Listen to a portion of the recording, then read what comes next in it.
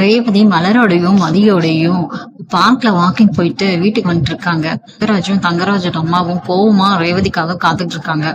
ரேவதி மூச்சு வாங்கியபடி வர்றாங்க. அத்தை அத்தை நான் வந்துட்டேன். தங்கராஜ் அவங்க அம்மா, என்னடி வந்துட்டேன் வந்துட்டேன்னு சொல்ற, மணி என்ன ஆகுதுன்னு அறிவு இருக்கா உனக்கு? பக்கத்துல இருக்கிற மளிகை கடைக்கு போயிட்டு வரேன்னு சொல்லிட்டு போனவ இவ்வளவு நேரமா எங்கடி போயிருந்த? இல்ல அத்தை, கடைக்கு தான் போனேன். அங்க கொஞ்சம் கூட்டம் அதிகமா இருந்துச்சு, அதான் பொருள் எல்லாம் வாங்கிட்டு வர கொஞ்சம் நேரம் ஆயிடுச்சு. கூட்டமா? என்னடி என்கிட்டயே கதை விடுற? இந்த ஊர்ல இருக்கிற எல்லா கூட்டமும் உன்னோட மளிகை கடையில தான் வந்து நிக்குதா? நீ என்ன வேலை செய்யறன்னு எனக்கு தெரியாதுன்னு நினைச்சியா? வீட்டை விட்டு கிளம்பும் போதே கண்ணும் கருத்துமா போன கையில புடிச்சிட்டு தானே போற. கடைக்கு போனியா இல்லையா? இல்ல யார்கிட்டயாவது மணிக்கணக்கா போன்ல மூளைக்கு மூளை நின்று கடலை போட்டு வரையான்னு கேக்குறாங்க. தங்கராஜ் எந்திரிச்சு, அம்மா சொல்றதுல என்னடி தப்பு இருக்கு ரேவதி? நான் வீட்டுக்கு வந்து எவ்வளவு நேரம் ஆகுதுன்னு உனக்கு கொஞ்சமாவது பொறுப்பு இருக்கா? புருஷன் வேலையை முடிச்சுட்டு களைப்பா வீட்டுக்கு வருவானே, அவனுக்கு நேர காலத்தோட சமைச்சு போடுவோம்னு ஒரு சிந்தனை உன் மனசுல இருந்திருக்கா அப்படிங்கிறாங்க. இல்லைங்க, நான் வேணும்னே நேரம் கடத்தலைங்க. பாருங்க, கடைக்கு போய் வாங்கிட்டு வந்த சாமான்ல எல்லாம் பையில தான் இருக்கு. நான் உடனே சமையல் வேலை பாக்குறேங்கிறாங்க. அதுக்கு காமாட்சி, ஆமாடி சாமான வாங்கிட்டு வந்துட்டாலாமா, இப்பதான் சமையலற பக்கமே போக போறோம். இனிமே நீ சமைச்சு அதை நாங்க எப்ப சாப்பிட்டு எப்ப தூங்குறது? தங்கராஜ் கஷ்டப்பட்டு வேலைக்கு போயிட்டு வரான். அவனுக்கு ஒரு வேளை சாப்பாடு கூட நேரத்துக்கு கொடுக்க முடியாத அளவுக்கு உனக்கு என்னடி போன்ல அவ்வளவு பெரிய ஆபீஸ் வேலையா அப்படிங்கிறாங்க. அம்மா சொல்றது 100% உண்மை ரேவதி. வர வர உன்னோட நடவடிக்கை எதுவுமே சரியா படல. 4 தடவை நான் உனக்கு போன் பண்ணேன், யார் கூட பேசிட்டு இருந்தேன், ஏண்டி என் போனை கட் பண்ண? என்னை பார்த்தா உனக்கு எப்படி தெரியுதுன்னு கேக்குறாரு. ரேவதி எதுக்கு? என்னங்க நீங்க 2 பேரும் சேர்ந்து என்னை இப்படி சந்தேகப்படுறீங்க? நான் கடைக்குதான் போனேன், போன்ல சும்மா அக்கா கூட தான் அப்படிங்கிறாங்க. நிறுத்திடி உன் பொய்ய. அக்கா கூட பேசுனியாமா, தங்க கூட பேசுனியாமா? முன்னாடி எல்லாம் கோயிலுக்கு போறேன்னு சொல்லிட்டு மலரோட பிறந்தநாளுக்கு அவ வீட்டுக்கு போனேன், இப்ப கடைக்கு போறேன்னு சொல்லிட்டு இவ்வளவு நேரம் கழிச்சு வர்ற. பொய் மேல பொய் சொல்லி எங்களை ஏமாத்த பாக்குறியா? இந்த வீட்டுல நாங்க எல்லாரும் உனக்கு லூசா தெரியுறோமான்னு காமாச்சு கேக்குறாங்க. உண்மையை சொல்லிட்டு ரேவதி, நீ எங்க போன? யார் கூட போன்ல அவ்வளவு நேரம் பேசிட்டு இருந்த? இந்த பாரு, என் பொறுமைக்கு ஒரு எல்லை இருக்கு. குடும்பத்தை கவனிக்கிற வழியை பார்க்காம எப்ப பார்த்தாலும் போனு கையுமா தெரிஞ்சுட்டு இருந்தா அப்புறம் என்னோட இன்னொரு முகத்தை பார்க்க வேண்டியிருக்கு, ஜாக்கிரதைன்னு சொல்றாரு தங்கராஜ். ரேவதி எதுக்கு? நான் உண்மையை தாங்க சொல்றேன், என்ன தயவு செஞ்சு நம்புங்க. நான் இப்பவே போய் சீக்கிரமா சமைச்சு எடுத்துட்டு வரேன்ட்டு சமையல் கட்டுக்குள்ள போறாங்க. ராகவன் வீட்டுல பேப்பர் படிச்சுட்டு இருக்காரு. அழகுமதியும் மலரும் அப்பதான் உள்ள வராங்க. மலரக்கா, இன்னைக்கு நம்ம வாக்கிங் போனதுல உடம்பே எவ்வளவு ஃப்ரெஷ்ஷா இருக்கு பாத்தீங்களா? தினமும் இதே மாதிரி போனா மனசுக்கும் உடம்புக்கும் அவ்வளவு நல்லது அப்படிங்கிறாங்க. ஆமா அழகுமதி, நீ சொல்றது சரிதான். வீட்லயே கிடந்து உழைக்கிற நமக்கு இது ஒரு நல்ல மாற்றமா இருக்கு. ராகவன் அதுக்கு, ஓஹோ மேடம்களுக்கு உடம்பு ஃப்ரெஷ்ஷா இருக்கோ, மனசுக்கு சந்தோஷமா இருக்கோ, அப்ப வீட்டுல இருக்கிறவங்களுக்கு உடம்புக்கு என்ன ஆனா என்ன, மனசு என்ன ஆனா உங்களுக்கு என்ன? மலர் பதவி போய், என்ன மாமா என்னாச்சு, ஏன் திடீர்னு இப்படி கோவப்படுறீங்க? கோவப்படாம கொஞ்சவா செய்வாங்க? காலையில எழுந்ததும் வீட்டுல 1000 வேலை கிடக்கு, அதை விட்டுட்டு இந்த அழகுமடி கூட சேர்ந்துகிட்டு வாக்கிங் போறேன்னு கிளம்பிட்டீங்களே. வீட்டுல ஒரு வயசானவங்க உடம்பு முடியாம கஷ்டப்படுறாங்களே, அதை பத்தி உனக்கு ஏதாவது கவலை இருக்கா மலருன்னு கேக்குறாரு. ராஜலட்சுமியும், ஐயோ அம்மா, என்னால இந்த கால் வலியை தாங்க முடியலையே, கால் நரம்பெல்லாம் இழுத்து பிடிக்குதே அப்படிங்கிறாங்க. மலரு, அத்தை என்னாச்சு அத்தை, கால் ரொம்ப வலிக்குதா? எனக்கு போன் பண்ணிருக்கலாமே அத்தை, நான் உடனே ஓடி வந்திருப்பேனே. போன பண்ணா மட்டும் நீ உடனே ஓடி வந்துருவியா மலரு? நீதான் இப்ப இந்த வீட்டை விட, வீட்டுல இருக்கிற எங்களை விட அழகுமதியோட பேச்சத்தானே பெருசா நினைக்கிற. அவ வாக்கிங் போலாம் மலரக்கான்னு சொன்னதும் பின்னாடியே போயிட்ட. இங்க உன் அத்தை காலையில இருந்து கால் வலிக்குது, யாராவது கொஞ்சம் தைலம் தடவி விட மாட்டாங்களான்னு, ஒரு சொம்பு தண்ணி கொடுக்க மாட்டாங்களான்னு கதறிக்கிட்டு இருக்கா. ராஜலட்சுமியும், விடுங்க, வெளிப்படையா பேசி என்ன ஆக போகுது? அவளுக்கு தான் இப்ப வீட்டை விட நம்மளை விட உடம்பு கட்டுக்கோப்பா வச்சுக்கிறது தான் முக்கியம்னு போச்சு. மலரே, நீ எங்கேயோ போ, எப்படியோ போ, எனக்கு என்ன? எனக்கு இந்த வீட்டுல யாருமே இல்லை. நான் வழி தாங்காம செத்து போனாலும் இந்த வீட்டுல யாராவது கவலைப்பட போறாங்களா என்ன? அத்தை, தயவு செஞ்சு அப்படி எல்லாம் பேசாதீங்க. எனக்கு நீங்க தான் எல்லாம். நான் வேணும்னே போகலத்த, அழகுமதிதான் உடம்புக்கு நல்லதுன்னு கூப்பிட்டான்னு போனேன். இனிமே நான் கண்டிப்பா போகலத்த. இது பாருங்க, நான் ஓடி போய் தைலம் எடுத்துட்டு வந்து தேய்ச்சி விடுறேன்னு தைலத்தை எடுக்க மலர் உள்ள போறாங்க. அழகுமதி, அத்தை திடீர்னு உங்களுக்கு எப்படி இவ்வளவு பெரிய கால்வலி வந்துச்சு? காலையில நாங்க கிளம்பும் போது நல்லா தானே இருந்தீங்க. ஏண்டி அழகுமதி, என் வலி எனக்கு தாண்டி தெரியும், உனக்கு என்னடி தெரியும்? நீ வேலை வெட்டி இல்லாதவ, கண்ட நேரத்துல வாக்கிங் போக ஊர் சுற்றுவ. என் மருமக மலரும் உன்ன மாதிரி கிடையாது, அவ குடும்ப பொறுப்பு உள்ளவ, அவளையும் உன்ன மாதிரி கெடுக்க பாக்குறியா? ராகவனும், ஆமா அழகுமதி, மலர் எப்பவுமே குடும்பத்துக்கு நல்ல கவனிச்சுக்கிற பொறுப்பான பொண்ணு. நீ வந்த பிறகுதான் அவ போக்கு சரியில்லை. நாளையில இருந்து அவ எங்கேயும் வாக்கிங் வர மாட்டா, வீட்லயே இருந்து குடும்ப வேலையை பாப்பா. அவளை தேவையில்லாம தூண்டி விடாதாங்கிறாங்க. தைலத்தோட வந்த மலரை ராஜலட்சுமிக்கு காலில் தடவி விடுறாங்க. அத்தை, வலி கொஞ்சம் குறையுதா அத்தை? இனிமே நான் எக்காரணத்து கொண்டு உங்களை விட்டு எங்கேயும் போக மாட்டேன்னு சொல்றாங்க. ஆமா மலரு, நீ என் பக்கத்துல இருந்து பணிவிட செஞ்சாதான் எனக்கு வலி குறையும். நீ அந்த அழகுமதி பேச்சு கேட்டுக்கிட்டு கண்ட இடத்துக்கும் அலைஞ்சா என் உயிரே போயிடும் பாத்துக்கோங்கிறாங்க. அழகுமதிக்கு கோவம் வந்து ரூம்குள்ள போயிடுறாங்க. ராகவன் ராஜலட்சுமி கிட்ட, ராஜலட்சுமி இப்போ உனக்கு கால்வலி பரவாயில்லையா?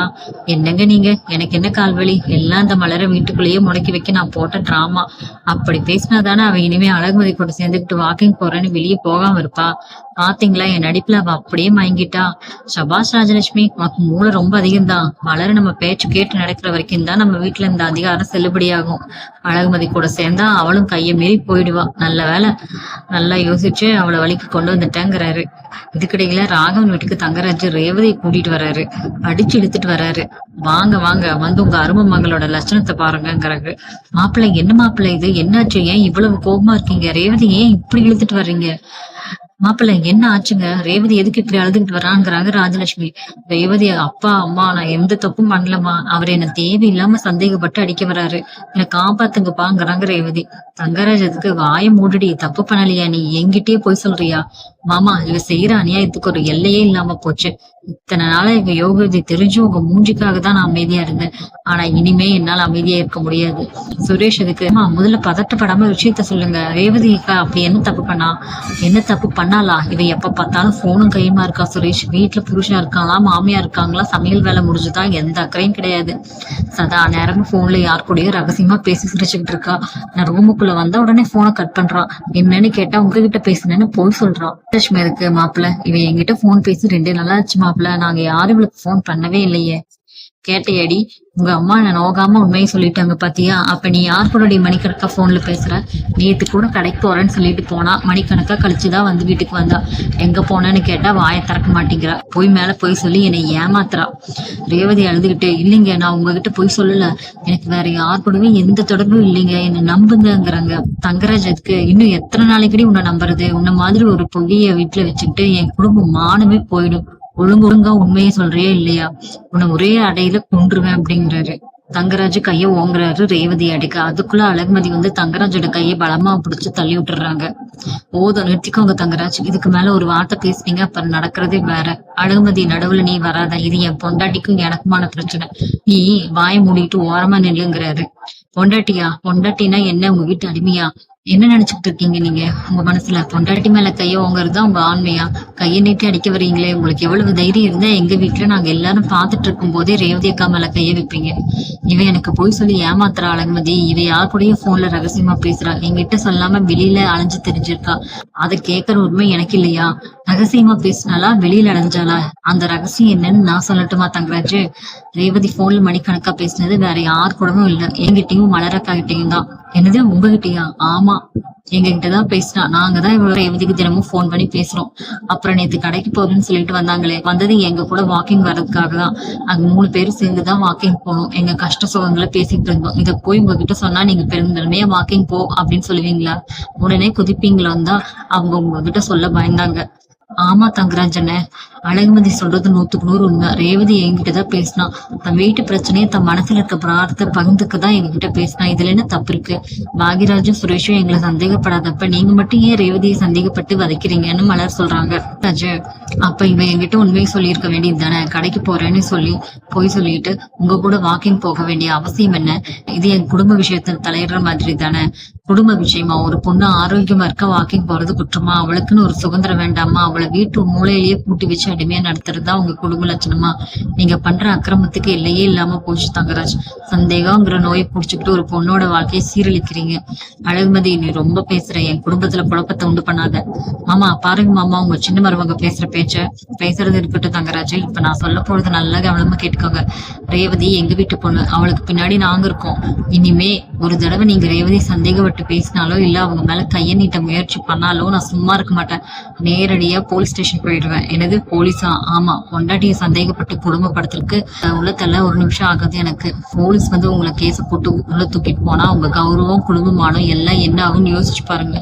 சட்டத்தின் முன்னாடி நீங்க கதற வேண்டி இருக்கும். பயந்துட்டு, ஐயோ அழகுமதி என்ன வார்த்தை பேசுற, குடும்ப பிரச்சனையை போலீஸுக்கு கொண்டு போவியா மாப்பிள்ள, நீங்களும் கொஞ்சம் அமைதியா இருங்க மாப்பிள்ள, பொண்ணை சந்தேகப்பட்டது உங்க தப்புதான், அதுக்காக போலீஸ் வரைக்கும் போகணுமா? ஆமா மாப்பிள்ள, அழகுமதி சொல்றதுல நியாயம் இருக்கு, நீங்க அவசரப்பட்டு ரேவதியை சந்தேகப்பட்டு கை நீட்ட முயன்றது ரொம்ப தப்பு, உண்மை என்னன்னு தெரிஞ்சுக்காம இப்படி வீதியில நின்று சண்டை போடக்கூடாதுங்கிறாரு ராகவன். ரேவதியை வீட்டுல வச்சு மறுபடியும் இந்த மாதிரி மிரட்டினா அப்புறம் விளைவு ரொம்ப மோசமா இருக்கும் புரியுதாங்கிறாங்க அழகுமதி. இப்படி எல்லாருமே ரேவதிக்கு ஆதரவா நிக்கிறது பார்த்துட்டு எதுவுமே பேச முடியாம வீட்டை விட்டு வெளியேறாரு. மலரும் அழகுமதியும் ரேவதியை ஹக் பண்ணிக்கிறாங்க.